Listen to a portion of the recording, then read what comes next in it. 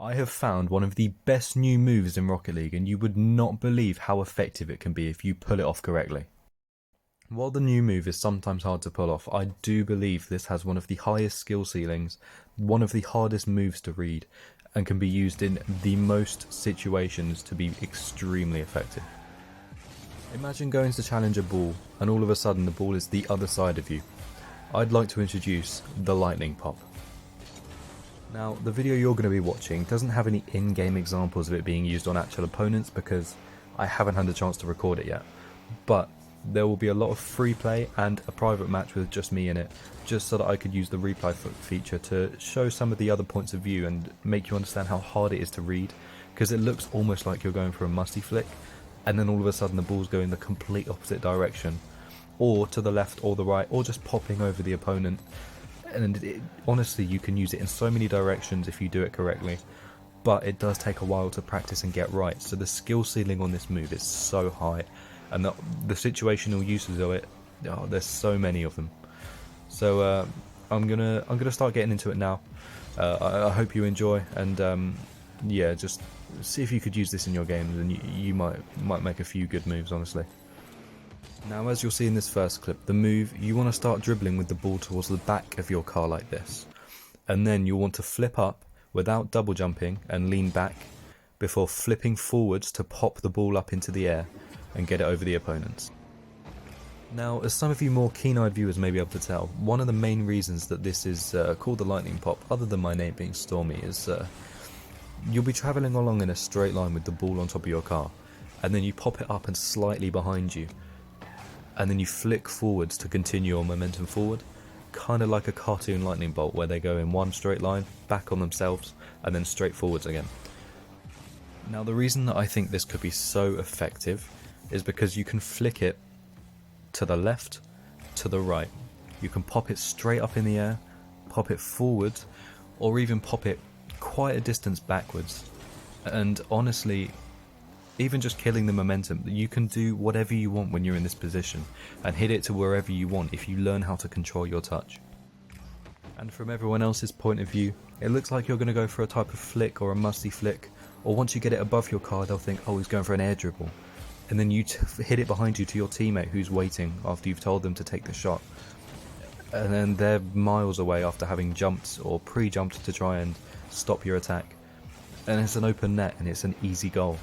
Obviously in the higher ranks when it's SSL and they learn how to read a bit better, it's a bit harder to fake them out so much, but when the move's first coming out, I don't think people are going to expect the ball to go the complete opposite direction to what they expect. And honestly, if you can get a good pass to your teammate with this, it's going to be an easy shot for them any day of the week. Or once people start catching on, or the move blows up and people start using it in all of their games, you can even start faking it. You can go for what looks to be this, and then you can just continue your backflip, drop down to the ground and go for a demo while your teammate goes for an easy goal. Go for a bump, just let it roll in. There are so many options available when using this mechanic, and honestly, I feel like it has such a wide range of potential that there's just no other way to score easy goals if you're not going to be faking out your opponents, popping it over them, or passing it back to a teammate when they least expect it. So now on screen you're going to be seeing some examples, some of which will be clips from earlier in the video as the video's just been playing in the background, but this is going to be more of an edited kind of focused example, and there's going to be hitting it to the left, hitting it to the right, popping it forwards, going to be killing the momentum, hitting it back, and then I'm going to go through some of the points of view of an opponent as they would be trying to stop this attack, and showing you just how hard it is to read and how unpredictable the touch can be. Obviously that makes it a bit difficult for your opponents for your teammates to hit sometimes if you're going to make a pass and they don't know exactly where it will go. But if you're in comms and you say, I'm dropping it back on your left, they're going to know that you're going to hit it to the left, and the opponents aren't, because they can't read this touch. It's just impossible to read. So here, I'm going to be hitting it to the right. This is an example of the right. You tilt your car back into the right, and then when you flip forwards, pop straight over any challenging opponent, leaves it wide open for your teammate to hit a shot. And these next three are going to be touches going forward. That one's a bit slower and it kind of just pops over the opponent and leaves it hanging. This one's going to be more powerful, a good way to set yourself up and hit it over opponents that are challenging. And the last one's going to be kind of a low one, where they won't expect you to get such a late touch, but it still pops it up a bit. And then we're going to move on to just killing the momentum of the ball.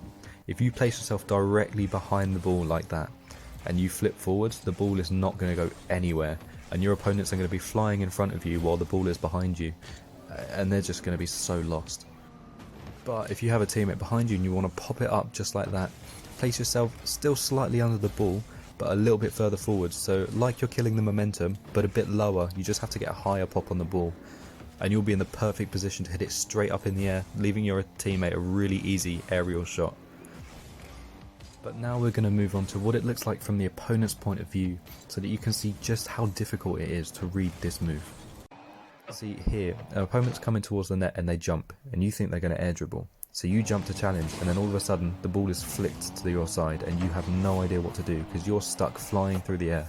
Your teammate's nowhere near, and it's an easy open net for the opposite team.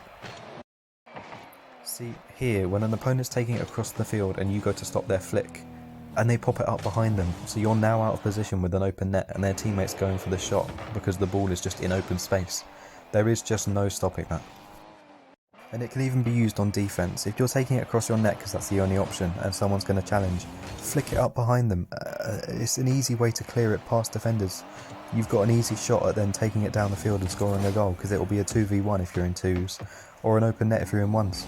It's so simple to get round people, and it leaves you with such good opportunities to make goals. And here in the midfield, it's so easy to get round opponents. It's such a sharp turn, like the ball changes direction so quickly, and you're going the same direction as the ball, so even if they fake challenge here, because a normal challenge, they're never going to react to that. Even if they fake challenge here, you're going to be over their head and following the ball, and it's so easy to get around them. And then you can follow it up. This goal is such a simple pop. It's only a little one, but it kills the momentum of the ball, and if they're coming from either side of the posts or from the backboard, slowing down that momentum just that much, or getting a more powerful pop, which you can do, they're just not going to be able to read it. They're going to expect you to hit it into the net, but you're doing the opposite, and it's just going to throw them off guard and confuse them so much that they're just not going to be able to react and save that shot. But anyway, there should be a part 2 to this of me using it in games to show its effectiveness on actual opponents, but I hope you've taken this and used it in your actual games, because this is so effective.